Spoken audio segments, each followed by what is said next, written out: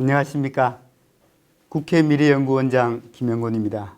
대한민국은 전 세계에서 가장 빠른 속도로 고령화가 진행되고 있습니다. 2020년 현재 65세 이상 인구가 800만 명을 넘어섰습니다. 그리고 2050년에는 2천만 명에 가까울 것으로 예측되고 있습니다. AI 혁명도 중요하지만 고령화야말로 21세기 대한민국의 미래를 좌우한다고 볼 수도 있을 것 같습니다. 그런 점에서 오늘 고령사회에 관한 국내 최고의 전문가를 모시고 고견을 듣고자 합니다. 최성재 서울대 명예교수님을 모셨습니다. 교수님 안녕하세요. 네. 제가 교수님의 이력을 보니까 정말로 고령화만 40년 동안 일관되게 해오신 것 같습니다. 서울대 사회복지학과 교수님, 대통령 비서실 고용복지수석비서관, 한국노인인력개발원 원장, 그리고 한국노년학회 회장, 현재 한국생애설계협회 회장을 같이 역임하고 계십니다. 한마디로 고령화로 일관된 인생이었다고 볼 수 있을 것 같습니다.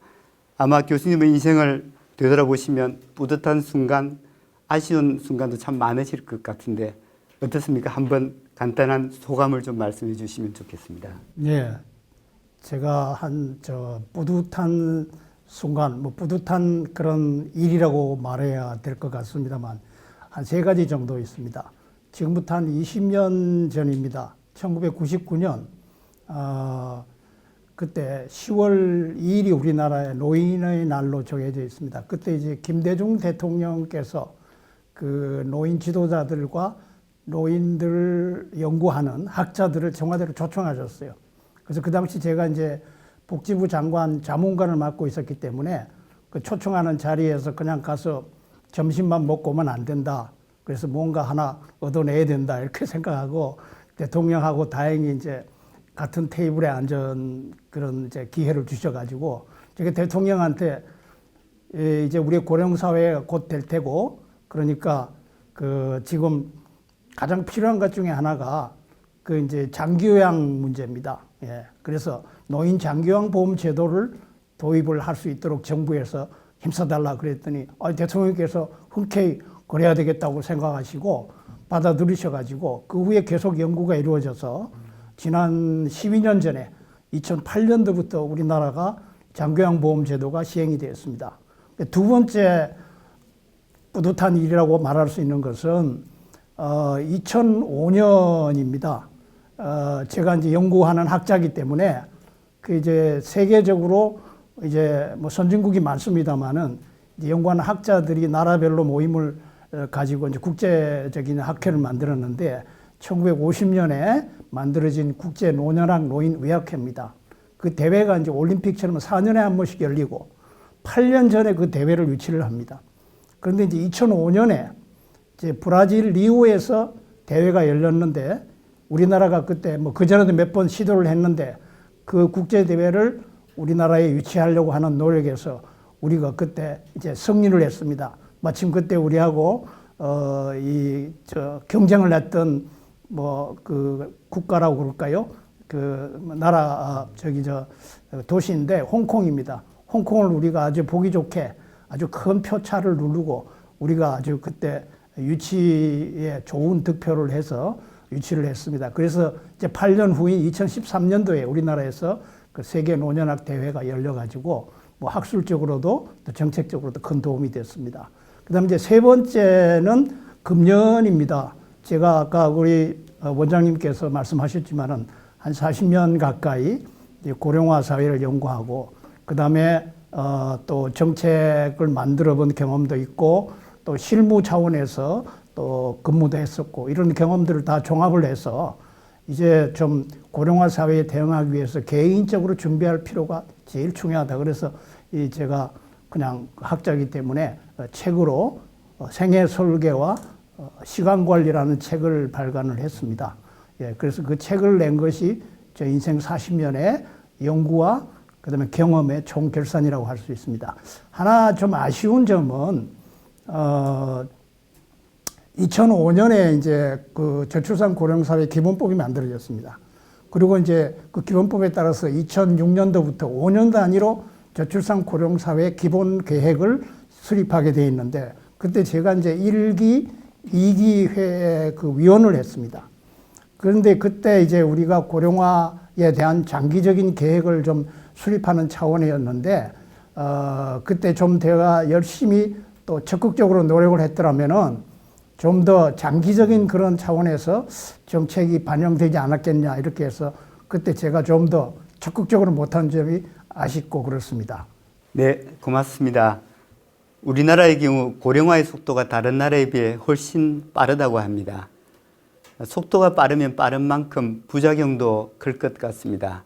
대한민국 고령화의 흐름을 간략하게 좀 요약해 주시면 어떻게 말씀해 주실 수 있을까요? 우리나라에서 얼마나 고령화가 빨리 진행되는가 하는 거는 그 나라의 총 인구 중에 65세 이상 인구가 몇 퍼센트를 차지하느냐가 그 굉장히 빨리 진행이 되면은 이제 그 고령화 속도가 빠르다고 합니다.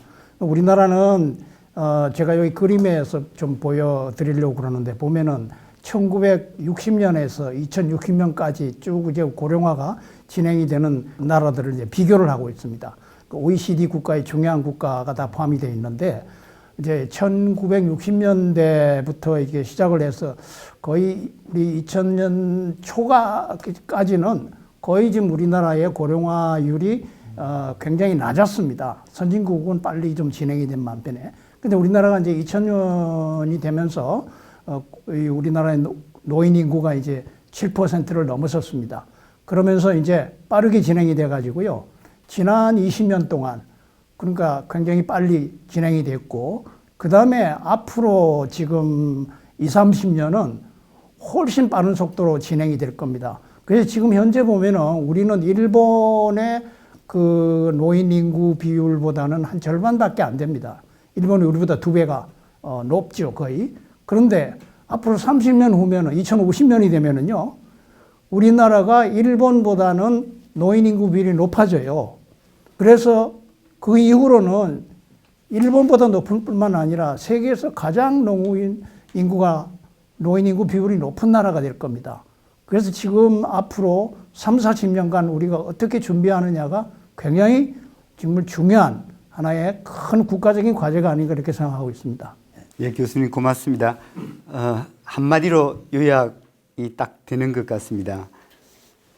고령화에 대해서는 일반적으로 긍정적인 측면보다는 부정적인 시각이 훨씬 지배적인 것 같습니다. 예를 들면 고령자는 허약하다든지 병들고 사회적 부담이라는 그런 부정적인 인식이 훨씬 더 강한 것 같습니다. 그리고 고령화에 대한 부정적인 고정관념도 굉장히 강하다고 생각합니다. 왜 이런 부정적인 시각이 형성이 되었고 어떻게 하면 이런 부정적인 시각이나 고정관념을 극복할 수 있는지 좀 말씀을 부탁드리고 싶습니다. 예, 지금 말씀하신 대로 고령화 또 노인 이런 생각들을 하면은 굉장히 사람들이 그 부정적으로 생각을 많이 합니다. 그래서 이제 이런 그 말들을 우리가 하나로 묶어서 보통은 좀 일반한테는 많이 알려지지 않은 얘기인데요. 연령주의라고 하는 말로 나타냅니다. 그 연령주의라고 하는 거는 다시 설명을 드리면은요. 고령화, 노인, 노화 이런 데 대해서 굉장히 사실하고 다르게 사실을 왜곡하거나 또는 편견을 갖거나 아주 이 고정관념에 의해서 부정적으로 생각하는 이런 생각들을 묶어서 우리가 이것을 연령주의라고 이렇게 합니다.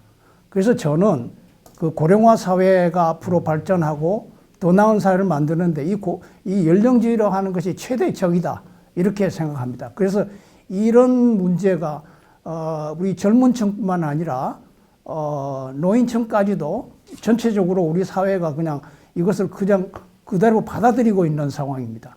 그래서 이게 그러다 보니까 노인에 대한 생각들, 고령화에 대한 생각들이 부정적으로 우리가 비춰지지 않을 수가 없습니다. 그 다음에 이제 두 번째로 좀 얘기하고 싶은 것이 이제 우리가 일반적으로 인생 후반기가 길어진다 이렇게 이제 생각하고 평균 수명이 길어지니까 그 길어지는 게 전부가 노후다. 그리고 이제 노후라고 하는 건 아까 원장님 말씀하셨지만은 힘들고 병들고 능력 없고 할 일 없고 뭐 소외되고 이런 기간이 길어질 거다 생각하니까 뭐 노후, 고령화 이거 생각하면은 아주 골치 아프고 또 생각하기 싫어하는 겁니다. 그 다음에 이제 많은 사람들 어떻게 생각하면 이렇게 이제 사회적으로도 별로 그렇게 도움이 안 될 것 같은 이런 그 노인이 굉장히 많이 늘어나니까 이분들을 이제 앞으로 누가 부양을 해야 되느냐. 뭐 개인적으로는 물론 사회적으로 이제 부담이 커질 거다. 우리 이래가지고 전부 세금을 내야 되지 않느냐. 이제 이런 생각들을 하다 보니까 고령화 노인 뭐 이러면 굉장히 부정적으로 생각하고 굉장히 그것을 싫어하게 되는 겁니다. 그리고 또 하나는 이게 사람들이 우리가 이제 흔히들 행동을 할 때 보면은 나이 드신 분, 어른들이 행동하는 것 중에 바람직한 행동도 많이 있지만 그렇지 못한 행동이 많아요. 젊은이들한테 이렇게 좀 더 잘 대하고 또 이해하고 하는 이런 행동들을 못 합니다. 그래서 소위 우리가 잘 아는 사회에서 많이 얘기되고 있는 이제 꼰대 행동들을 많이 하게 되다 보니까 아이고 나이 많은 사람들 이제 꼰대 행동하는 사람들 많아지면 아이고 그분들 대하기도 힘들고 이거 어떻게 하느냐 이제 이런 생각들 하다 보니까 아이고 이거 생각하기 싫어 이런 생각을 하게 되고 그리고 이제 일반 국민들이 다 이제 대부분 그렇게 생각하니까 뭐 정책을 만드는 분이라든가 또는 뭐 심지어 그걸 연구하는 학자들도 자기들도 모르게 말이죠. 이런 생각들이 몸에 배어가지고 전체적으로 노후라고 하는 거, 노인이라고 하는 걸 별로 이렇게 탐탁잡게 생각하고 거기에 대해서 뭐 알아보려고 하고 관심을 가지려고 하지도 않아요. 그러다 보니까 이게 굉장히 부정적으로 될 수밖에 없습니다. 참 이 안타까운 일입니다. 그래서 이거를 앞으로 우리가 어떻게 좀 해결할 건가 여러 가지 뭐 방안이 있겠습니다만은 저는 우선은 정부 책임이 크다고 생각합니다. 정부에서 이제 저출산 고령사회 기본 계획이라는 걸 세워가지고 5년 단위로 해서 시행하고 있는데 거기 이제 잘 하고 있는 면이 많이 있습니다만은 거기 이제 홍보 부분이 있어요. 그 홍보를 좀 많이 해서 이 고령화가 이 부정적인 측면도 있지만 긍정적인 측면이 훨씬 많고 우리 고령화는 앞으로 우리 사회가 나가야 할 불가피한 길입니다. 그래서 이거를 부정적으로 이렇게 자꾸 인식을 시키면은 이게 사회에 도움이 되지 않고 개인의 생활에도 그럴 것 같아서 이런 그 고령화 사회에 관한 사실들, 그 다음에 앞으로 우리가 해야 될 일들 이런 것들을 좀 잘 홍보를 해야 되는 게 중요하고요. 그 다음에 이제 개인 책임도 중요합니다. 이 고령화 사회가 되다 보면은 열심히 뭐 우리나라 현재 지금 그 정년은 60으로 되어 있습니다만은 앞으로 이제 정년이 계속 올라가다가 나중에 없어지게 될 거예요. 선진국도 그런 수준으로 갈 수밖에 없고 그래서 일부 국가에서는 정년을 아예 없앴습니다. 이제 그렇긴 한데 계속 60 넘어 70, 80까지 일하려고 그러면은 자기 개발을 하고 열심히 학습도 하고 또 평생 교육도 하고 그래야 되는데 이게 이제 나이 많아지면 이걸 잘 하기 싫어하고 안 하려고 그래요. 이제 그러다 보니까 이게 앞으로 고령화가 되면은 별로 능력 없는 사람들 뭐 일자리에 가서 일해도 뭐 별로 이렇게 환영받지 못하는 이런 분들이 많이 생기면은 이거 이제 굉장히 문제가 안 되겠나. 그래서 이거 해결하는 방법은 역시 나이 많아도 열심히 공부하고 배우려고 노력하고 자기 개발하는 게 필요하다. 그렇게 함으로써 나이 많아도 능력 있게 열심히 일하는구나. 또는 모범을 보이는구나. 이렇게 하는 게 중요하다고 저는 생각합니다.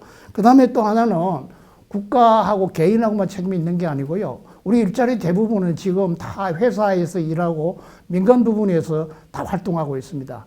근데 기업인들 자체도 그런 아까 말씀드린 그 연령주의라든가 그 잘못된 그 고령화 노화에 대해서 생각을 갖고 있습니다. 그래서 뭐 60대면은 이제 끝나서 이 사람들 더 채용하면은 손해만 난다 이런 생각들을 하는데 이런 생각들을 기업인들이나 일본들도 자세히 좀 잘 이해를 하고 이런 태도들을 좀 바꿔 나가야 되지 않겠느냐 이제 그렇게 생각하고 있습니다. 이런 면으로 우리가 노력을 한다면은 아마 이 고령화에 대한 인식 또 고령화에 대한 어떤 사회적인 뭐라 그럴까요? 이미지 이런 거에 훨씬 더 좋아질 거고 개선되지 않을까 이렇게 생각합니다. 교수님 고맙습니다. 말씀을 들어보니까 고령화에 대한 부정적인 인식이 어떻게 형성되었고 그 형성 과정에서 정부 책임, 우리 사회 전체적인 책임, 개인 책임, 기업 책임 이런 다양한 영역에서 모두가 책임이 있다는 것도 잘 알게 된 것 같습니다. 그 중에서 개인 관련해서 조금 더 여쭤보고 싶은데요. 그 고령화에 잘 대응하려면 조금 전에 말씀하신 것처럼 정부 책임도 중요하지만 개인 차원에서 책임도 굉장히 중요한 것 같습니다. 근데 교수님께서 보시기에는 지금 그 대한민국의 경우에는 개인 차원에서 고령자들이 본인의 인생 설계, 생애 설계를 어느 정도 어떻게 잘 준비하고 있는지 좀 말씀을 해주시면 좋겠습니다. 참 좋은 질문이십니다. 그런데요, 아까 제가 말씀드린 대로 이제 우리나라에서 이 노후가 길어지고 그다음에 고령화 사회 되다 보니까 이제 이 노후 설계, 은퇴 설계라는 말에 굉장히 익숙해져 있습니다. 뭐 다는 아니지만은 대략 40, 50대 넘어가는 사람들은 거기에 대해서 다 잘 알고 있어요. 그리고 또 퇴직 임박한 사람들은 더구나 이제 거기에 대해서 관심이 많고 또 기업에서도 이제 그런 데 대해서 준비 교육도 시키고 이렇게 하고 있는데요. 사실은 그 노후가 길어지니까 이제 준비를 해야 되겠다는 생각은 좋은데 우리가 이제 일반적으로 생각하기에는 이제 노후 다 돼 가지고 이제 인생 후반기에 들어서면은 앞으로 이제 노후에 대해서 준비하면 되겠구나. 이제 그런 생각을 합니다. 그게 뭐 일반적으로 다 그래요. 보통 사람들이 다 생각하고 또 지금까지 그래 왔는데 이제 노후 기간이 너무 길어지는 거예요. 그러니까 이런 생각들, 그 다음에 이제 그동안에 우리가 여러 가지 연구도 많이 하고 또 이렇게 선진국에서 실제로 나타난 그런 사례를 보거나 이렇게 해도 이 노후만 준비해가지고는 안 된다. 노후 준비가 물론 중요하지만은 사실 우리가 원하는 거는 노후만이 아니고 우리는 태어나서 무덤까지 갈 때까지 인생 전체 기간 동안에 우리가 다 건강하고 행복해야지 노후까지도 행복하게 연결되는 겁니다.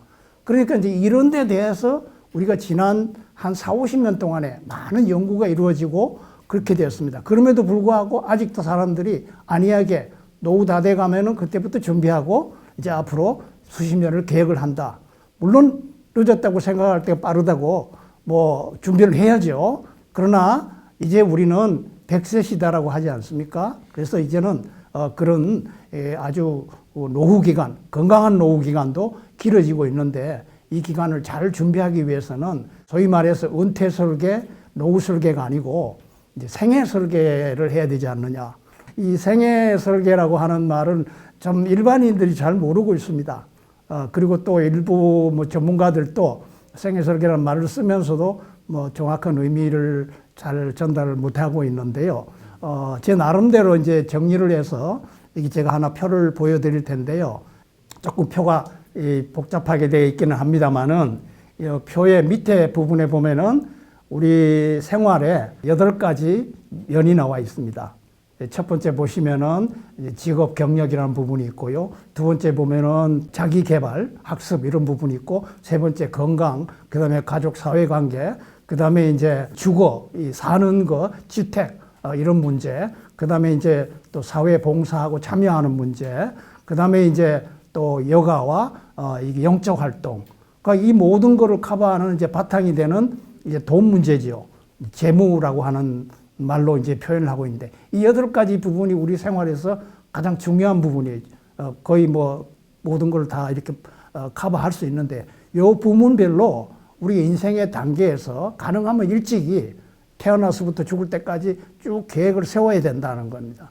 그런데 이제 아까 말씀드린 대로 노후 설계는 지나간 거는 이제 뭐 할 수 없지만은 그런 데 대해서 몰랐으니까 이거를 가능하면 일찍이 계획을 세우면은 나중에 더 확실하게 오래 건강하게 100세까지 살 수 있다 하는 생각들을 뭐 어느 정도 할지는 몰라도 확실하게 이거를 할 수 있게는 뒷받침할 수 있는 이론들이 없었는데 아까 말씀드린 대로 이런 게 확실해졌어요. 가능하면 빨리 중년기부터 안 그러면은 청년 때부터 취직하자마자 인생의 전부 그 앞으로 올 중년기, 노년기까지 다 합쳐서 계획 세워가지고 계획만 세우면 안 하니까 실천을 해야 되는 겁니다. 예, 이런 그 프로그램을 이제 정부가 주도해서 좀 만들고 교육을 시키고 그래야 되는데 지금 우리나라는 아직까지도 노후 준비 그러면은 돈만 있으면 된다. 돈이 제일이죠.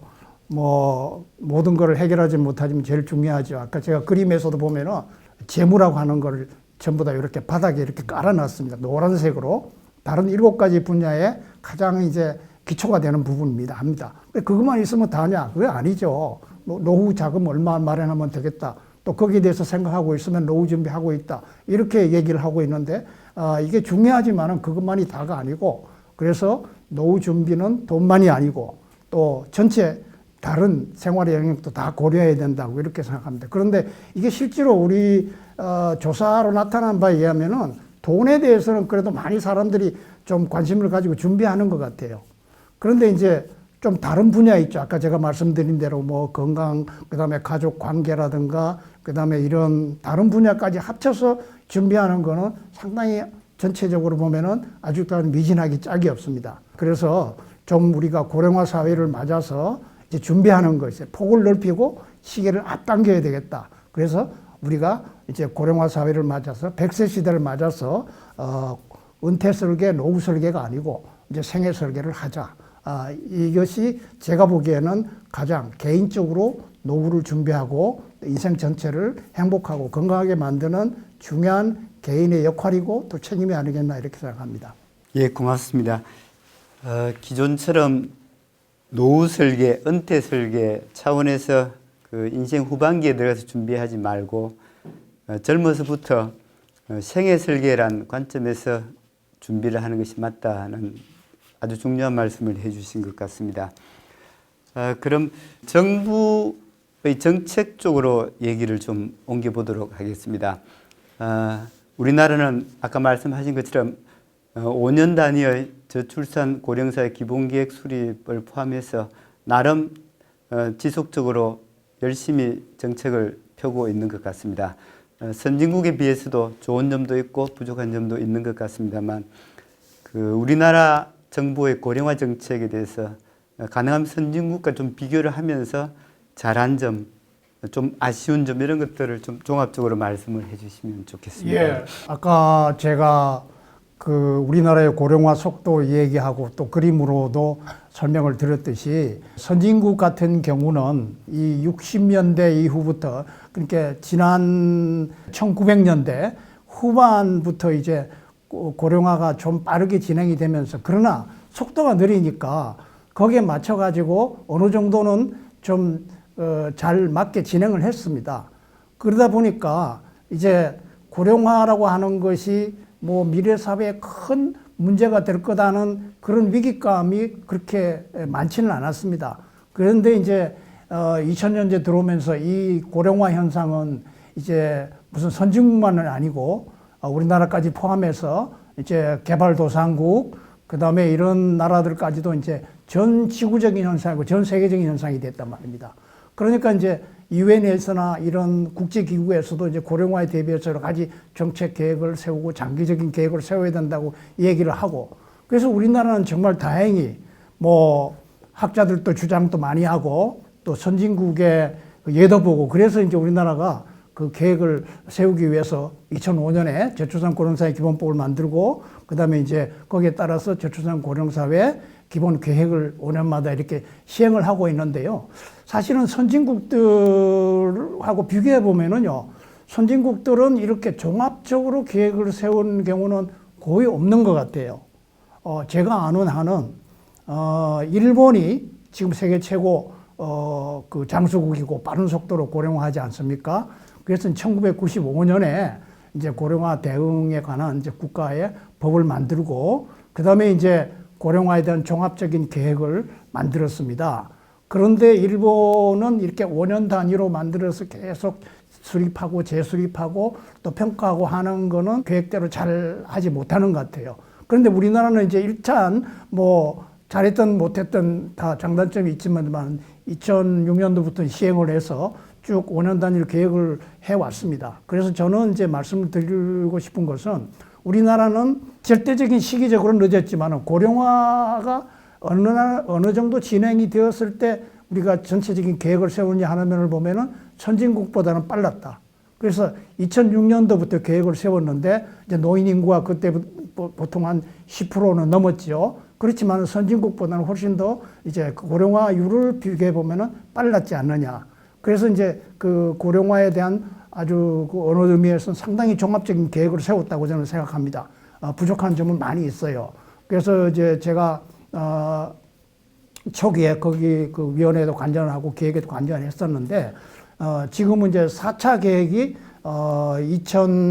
2021년 내년도부터 5년 동안에 이제 시행이 될 겁니다. 지금 정부에서는 계획을 거의 마무리해서 발표할 이제 시기가 다 됐는데요. 그래서 그런 계획을 이제 생각을 하면서 우리가 좀 앞으로 좀 개선해야 될 문제가 있지 않느냐. 앞으로 모든 세대가 함께하는 지속 가능한 사회를 만든다고 하는 비전은 내세우고 있습니다. 근데 비전은 저는 뭐 좋다고 생각합니다. 그런데 이제 그 비전에 맞춰가지고 어떻게 목표를 설정하고 그 다음에 이제 또 장기적으로 중기적으로 단기적으로 어떻게 계획을 세울지 하는 것이 5년 단위로 계획을 세우다 보니까 이게 잘 반영이 안 돼 있어요. 그래서 비전을 제대로 연결하게끔 그렇게 이제 장기, 중기, 단기적인 계획이 좀 세워져야 되겠다 이런 생각을 하고요. 또 하나 중요한 것은요. 이것을 시행하고 이제 뭐 전체적으로 이렇게 조정하고 하는 데가 대통령 직속 저출산 고령사회위원회입니다. 그런데 이것이 이제 중요한 역할을 해야 되는데 실제로 보면은 이제 정책기구로서 여러 가지 뭐 일할 사람도 좋고 또 여러 가지 그 어떤 그 종합 능력이라든가 이런 것도 정책적으로 잘 부여되지 않다 보니까 제대로 전체적인 계획을 통합하고 평가하고 이렇게 하는 게 제대로 안 되고 있지 않나 이런 생각입니다. 그래서 이거를 앞으로 좀 더 저출산 고령사위원회를 좀 더 능력 있게 좀 더 역할을 잘할 수 있게 했으면 좋지 않겠냐 이제 이런 생각을 하고요. 이 고령화가 얼마나 우리한테 영향을 미치고 또 고령화 사회가 되면 어떻게 될 거고 하는 거를 국민들이 좀 알 수 있게 홍보를 좀 할 수 있는 그런 계획을 세워놨는데 이게 실제로 잘 안 이루어지고 있는 것 같아요. 정부가 이렇게 무슨 광고로 해가지고 방송하는 그런 차원의 문제가 아니라 교육이나 특히 공교육이나 사교육 또는 이 사회교육이 있죠. 평생교육 이런 데도 반영이 돼가지고 이게 좀 잘 돼야 되는데 그게 잘 안 되고 있어요. 이게 참 아쉽다 하는 생각이 들고요. 우리나라가 외국보다는 상당히 종합적으로 계획을 세우고 있어요. 그럼에도 불구하고 부족한 점이 종합적인 면에서는 좀 있다. 특히 이 고령화가 이 산업 쪽하고 이 사실 저는 고령화가 앞으로 미래 사회의 먹거리 부분에도 중요한 영향을 미치고 우리 노인들 그러면 지금은 뭐 능력이 없고 뭐 돈이 없고 그렇지만 앞으로는 노인들이 굉장히 많이 경제적으로 부유하고 중요한 소비 계층이 될 겁니다. 그러면 이분들을 위해서 할 수 있는 여러 가지 서비스나 이 제품들이 많이 필요한데 이런 산업적으로 연결할 수 있는 부분이 좀 제대로 안 된 것 같아요. 이런 부분들을 좀 잘 정리를 하면은 아마 우리가 늦게 출발 계획을 세웠지만은 선진국보다 앞서는 그런 고령화 대책을 만들어 나가지 않을까 이렇게 생각합니다. 예, 교수님 고맙습니다. 우리나라가 고령화 대응을 나름 정책적으로 잘하고 있지만 혹시 그 대한민국이 배울 수 있거나 아니면 벤치마킹 할 수 있는 다른 나라의 사례라든지 프로그램 같은 게 있으면 좀 소개해 주시면 좋겠습니다. 네, 이제 선진국은 1900년대 후반기에는 느리게 이제 고령화가 진행이 돼서 그 속도에 맞춰서 전체적으로 어떤 사회적인 그런 계획을 세운 것이 아니라 중요한 것만 이렇게 세워가지고 그때그때 문제를 해결했습니다. 이제 2000년대 들어와서 보니까 너무 빨리 진행이 되고 또 뭐 선진국도 상당히 빠릅니다만은 이제 개발도상국들이 빨리 진행이 되다 보니까 이제 부분적으로 해서는 안 되겠다는 생각을 하지만은 이게 지금 간단하지를 않아 갖고요.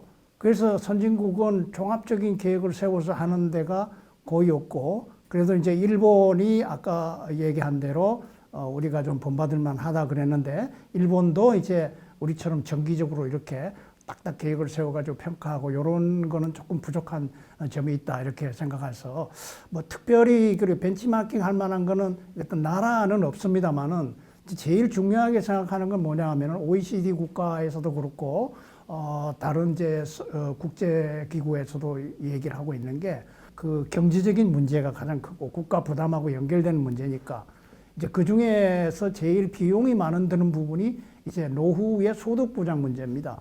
그래서 이제 이게 연금 개혁하고 관련된 문제라서 연금 개혁에 주로 많이 이제 중점을 두고 그다음에 이제 연금 개혁을 하다 보니까 노동시장에서 일하게 만들지 않으면 안 되겠다는 이제 생각이 자연적으로 같이 결부될 수밖에 없었어요. 그러다 보니까 이제 정년을 연장하고 그다음에 이제 미국을 위시해서 선진국 몇 나라들은 이제 지난 한 10년 사이에 또 뭐 그보다 훨씬 일찍이 미국은 정년을 없앴습니다. 정년을 없애고 이제 이런 계획을 하면서 연금을 이제 현재 지금 상태와 같은 상황으로 가면 연금이 굉장히 이제 나중에 고갈이 될 거다. 그래서 연금 보험료를 좀 올려가지고 이게 좀 더 오랫동안 일하면서 연금 기금을 좀 확보하자 그러는데 이걸 제일 반대하는 사람이 누구냐 하면은 이제 정치인들이 많이 반대하고 있습니다. 왜냐하면은 이게 연금 보험료 많이 내라 그러면 세금은 아닙니다만은 부담이 커지니까 국민들도 싫어하지만은 이제 그 우리가 연금을 많이 내면 나중에 또 그 노후가 더 연금을 많이 받을 수 있는 연금 보험료를 많이 내면은 받을 수 있는데도 불구하고 당장은 손해 난다고 생각하니까 싫어합니다. 그래서 이게 생각보다 잘 안 되고 있어요. 그래서 이제 뭐 프랑스라든가 이런 나라에는 정년 연장하는 데 대해서 막 젊은이들이 반대를 하고 또 뭐 보험료 많이 올리는 데서 반대하고 그랬는데 이제 이런 것들을 생각했을 때 우리는 정말 연금 개혁을 위시해서 이런 것들이 정말 좀 우리 저출산 고령사회에 다 포함이 되어 있습니다만은 좀 제대로 국민들을 잘 설득해서 연금을 올릴 수 있도록 이렇게 해야 되지 않겠느냐. 그래서 연금 개혁을 잘 해서 성공한 나라는 저는 아직까지는 없지 않나. 그런데 우리나라는 좀 그거를 잘 조정하면은 충분히 가능하지 않겠냐 이렇게 생각합니다. 그 외에 이제 건강 문제, 장기요양 보험 문제 이런 것도 지금 상당히 중요한 문제로 대두되고 있는데 우리나라는 다행히 2008년도부터 장기요양 보험 제도가 도입이 돼서 사실 어떤 의미에서 선진국도 부러워하는 정도라서 이걸 잘 개선하고 발전시키면은 괜찮을 것 같다는 생각이 드는데 그 외에 이제 노동시장에 이제 연계해서 그 정년을 계속 이제 연장하고 나중에는 결국은 폐지해야 되는 그런 상황까지 갈 때 조금 장기적인 계획을 세워서 나가면 좋지 않겠느냐 이제 그런 생각을 하고 있습니다. 예. 예, 고맙습니다. 종합적으로 벤치마킹 하기보다는 연금제도라든지 노동, 건강 이런 이슈별로 아마 벤치마킹을 하면서 가면 우리가 가장 앞설 수 있다는 말씀인 것 같습니다. 다른 몇 가지를 좀 더 여쭤보도록 하겠습니다. 지금까지는 고령화 문제 하면 실은 노년기의 문제, 고령자만의 문제라는 그런 인식이 실은 굉장히 강했던 것 같습니다. 그렇지만 말씀하신 것처럼 앞으로 고령화 문제는 우리 사회 전체의 문제, 우리 모두의 문제라는 그런 새로운 인식, 새로운 사회적 공감대가 만들어져야 될 것 같은 생각이 듭니다. 여기에 대한 교수님 생각은 어떤지 좀 여쭤보고 싶습니다. 예, 많은 사람들은 이제 저출산 고령사회 기본 계획을 모르고 있을지도 모르겠습니다만은 말 그대로 저출산은 이제 아동복지 문제, 또 고령화 고령사회 문제는 노인복지 문제. 그래서 저출산 고령사회 그러면은 이게 아동복지하고 노인복지만 잘하면 되겠구나. 이렇게 아주 그 굉장히 좁은 의미로 생각하는 사람이 많아요. 그리고 실제로 정부 차원에서도 또 그런 면에 좀 치우쳐야 면 없지 않습니다. 이것은 아닙니다. 이 고령화 사회라는 것은 아동이나 노인한테만 관련되는 문제가 아니고 우리 태어나서 죽을 때까지 모든 연령층에 다 관련되는 문제고요. 이것이 산업에도 영향을 미치고 뭐 우리의 삶에 여러 가지 분야에 영향을 미치고 있습니다. 그래서 고령화 사회는 현재까지 우리가 경험해 보지 못한 새로운 사회이며 동시에 사회 전체의 어떤 틀이 바뀌는 그런 사회가 될 수밖에 없습니다. 아무리 우리가 부정적으로 고령화 사회를 안 왔으면 좋겠다 기대할지 몰라도 불가피하게 오고 있어요. 그럼 우리가 맞을 사회를 부정적으로 생각해서는 안 되는 거죠. 훌륭하게 우리가 만들어 갈 수 있어요. 우리가 노력하면은 정부와 그다음에 개인과 그다음에 우리 민간 부분에서 같이 노력하면은 충분히 가능합니다. 그래서 우리가 앞으로 만들어 나가야 될 이 고령화 사회는 우리가 앞으로 종합적인 계획을 가지고 대응하면은 훌륭하게 대응이 되지 않을까 생각하고 그 다음에 우리가 아까 말씀드린 대로 저출산 고령사회 그 기본 계획에 보면은 비전은 잘 되어 있습니다. 보면은 모든 세대가 이 사회 전체 모든 연령층이 함께하는 지속 가능한 사회를 만든다고 하는 건 되어 있습니다. 그런데 그것은 바로 우리 사회의 전체적인 틀이 바뀌지 않으면 불가능하다. 저는 그렇게 생각합니다. 그래서 그 말을 다시 좀 제가 묶어서 저 뭐 개인적인 주장이기도 하면서 여러 군데 논문도 쓰고 그랬습니다만은 그러니까 고령화 사회 앞으로 고령 사회, 초고령 사회는 연령 통합 사회가 돼야 된다. 태어나서 죽을 때까지 모든 연령층이 같이 참여하고 같이 어우르고 그것이 같이 영향을 미치는 사회에 전적으로 지금과 같은 사회 틀과는 다른 사회로 가야 된다. 이렇게 생각을 합니다. 네. 사회의 틀이 바뀌어야 된다는 큰 말씀을 해주신 것 같습니다. 연령 통합 사회로 가야 된다는 말씀이기도 한 것 같은데요. 혹시 그런 것을 주장하시는 그 이론적인 근거라든지 과학적인 증거라든지 이런 게 혹시 있을까요? 아, 네. 그 제가 앞에 말씀을 드리면서 잠시 얘기를 했습니다마는 우선은 우리 인간이 초등학교 정도까지면은 다 그냥 아동기가 발전하고 그 다음에 바로 어른이 된다고 그러고 그 다음에 발전이 별로 이루어지지 않는다고 생각했었어요. 그러다가 이제 계속 연구를 해보니까 사람은 태어나서 죽을 때까지 계속 발달하고 발전한다는 거예요. 그 여러분들이 잘 아시는 저 우리나라의 최고령 그 이 철학자이시고 아주 모범적인 삶을 살고 계시는 우리 김형석 교수라는 분을 아시는지 모르겠습니다만은 많이 알려진 분이에요. 이분이 어떤 얘기를 하시냐면 그분은 금년에 만으로 100세 넘었어요. 그런데 거의 150회, 160회 정도 강연을 다니는 이 100세 나이에. 그리고 그분이 무슨 얘기를 했냐면요. 내 과거를 돌아보고 인생을 돌아볼 때 인생에서 가장 중요한 시기는 60에서 75세 사이다.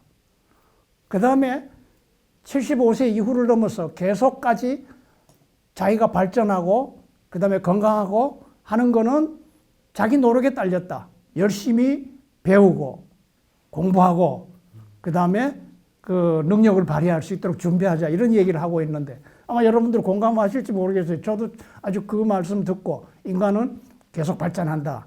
이런 것이 우리 저출산 고령사회 문제는 모든 사람이 태어나서 죽을 때까지 발전할 수 있도록 만들어야 되는 거. 그 다음에 이게 오랫동안 살다 보니까 옛날에는 그랬어요.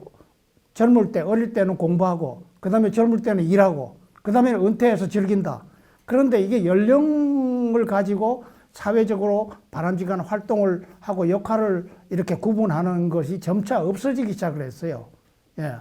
우리 원장님도 그런 주장을 하시는데, 사실은 앞으로는 이게 젊어서는 일만 하고, 그 다음에 나이 많으면 이제 은퇴해서 즐긴다. 이게 아니라 젊어서도 은퇴할 수도 있고 또 뭐 이렇게 여가를 즐길 수도 있고 또 일할 수도 있고 나이 많아서도 은퇴하고 또 일할 수도 있고 이렇게 연령 구분이 이제는 별로 없고 일하고 이렇게 공부하고 여가를 즐기고 하는 거는 이제 연령으로 구분이 없는 사회로 간다.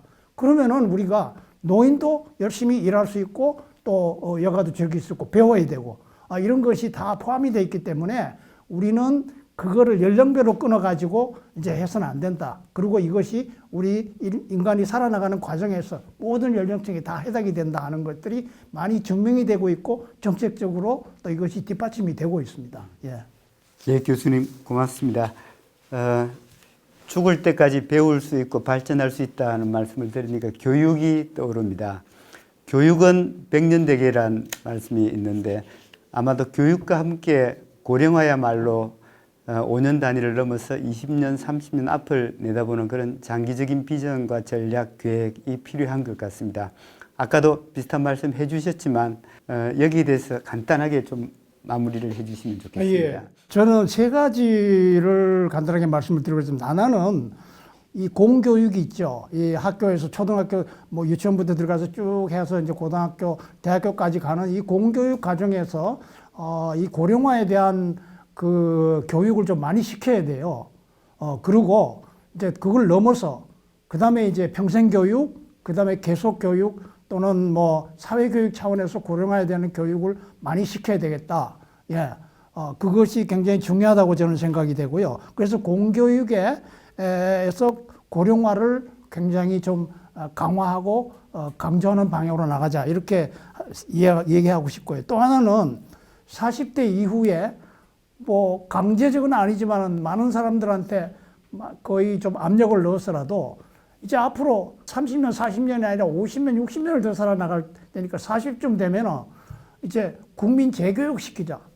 다시 이제 앞으로 살아나갈 것에 대해서 다시 재교육을 시키자 하는 차원에서 국가적으로 노력을 많이 했으면 좋겠다. 그래서 이제 지금 대학이 젊은이들만 중심으로 해서 교육을 시키고 있는데요.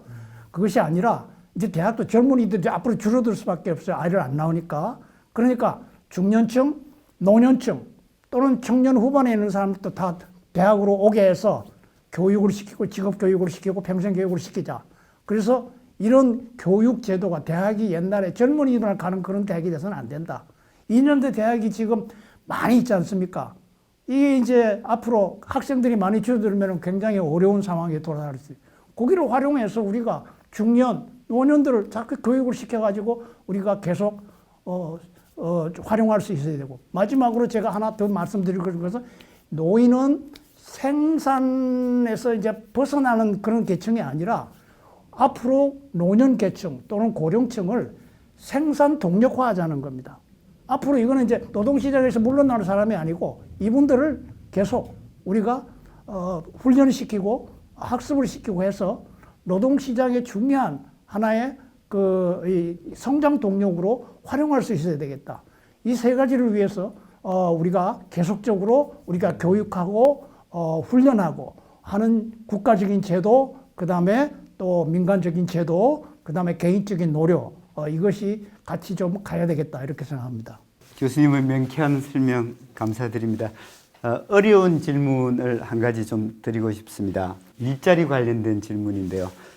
건강한 고령자들은 그 퇴직을 한 후에도 은퇴 없이 오래오래 실은 일하기를 원하고 있습니다. 그래서 일자리는 어쩌면 청년도 그렇고 고령자도 그렇고 우리 국민 모두에게 우리 사회의 가장 큰 숙제라고 아마 할 수 있을 것 같습니다.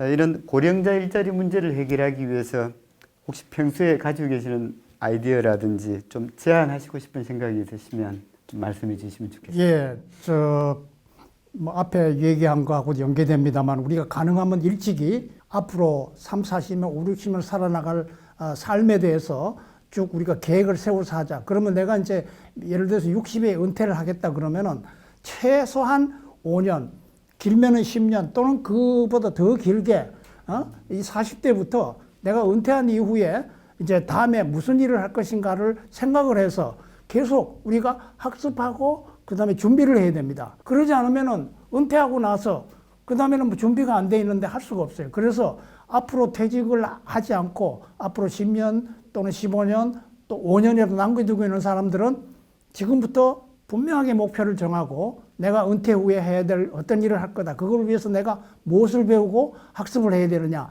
하는 것을 우리가 잘 계획을 세워서 일할 준비를 해야 되겠고요. 지금까지 뭐 경험과 뭐 기술 이런 걸 가지고 봉사한다. 봉사 정도는 괜찮은데 새로운 직업 활동을 하고요. 생산 활동에 어떻게 투입이 된다 이렇게 하면은 이 지금까지 배운 지식과 기술, 경험 이런 거는 별로 이제 소용이 없어요. 앞으로 미래 사회가 너무나 빨리 변화하기 때문에 우리가 거기에 따라가기 위해서 미리 학습으로 준비를 해야 된다. 그래서 이게 굉장히 중요한 부분이다. 이렇게 생각하고요. 그 다음에 이제 준비 없이 그냥 지내오다가 이제 곧 퇴직할 때 다 됐다. 뭐 1년 후에, 6개월 후에. 이런 사람들은 어떻게 하느냐. 그런 사람들은 좀 정부도 그렇고 개인도 그렇고 너무 조급하게 단기적으로 뭘 해결하려고 그러지 말고 물론 개중에는 불가피하게 그래야 될 사람도 있지만은 정부도 그런 사람들한테도 적어도 1년 내지는 2년 동안은 뭔가 훈련을 좀 받고 그 다음에 새롭게 뭔가를 배워가지고 일할 수 있는 그런 바탕을 마련해야지 그냥 급하다고 그냥 그렇게 해서 뭐 소위 요새 이제 민간 자격증도 많고 국가 자격증도 많은데 그걸요 뭐 사실 보면은 어떤 거는 몇 개월 공부해가지고 딸 수 있는 것도 많이 있습니다. 그거 가지고는 제가 생각하기에는 미안하지만은 그렇게 전문적으로 오래 그다음에 안정적인 일자리를 갖기는 참 힘듭니다. 그래서 제대로 훈련받고 제대로 공부해가지고 제대로 된 그런 어떤 준비를 해서 일할 수 있는 그런 역할을 해야 된다. 그래서 지금 당장 불가피하니까 일했으면 임시로 일하지만 조금 더 앞을 내다보고 1, 2년 정도는 좀 시간을 투자해서 앞으로 10년, 20년 일할 바탕을 마련해야지 그냥 임시로 하겠다는 생각만 가지고 하다 보면은 굉장히 힘든 시간이 되고 의미가 좀 별로 없는 그런 노후 생활이 되지 않겠냐 이렇게 생각합니다. 예, 교수님 고맙습니다. 긴 시간 많은 말씀을 해주셔서 정말 감사드립니다.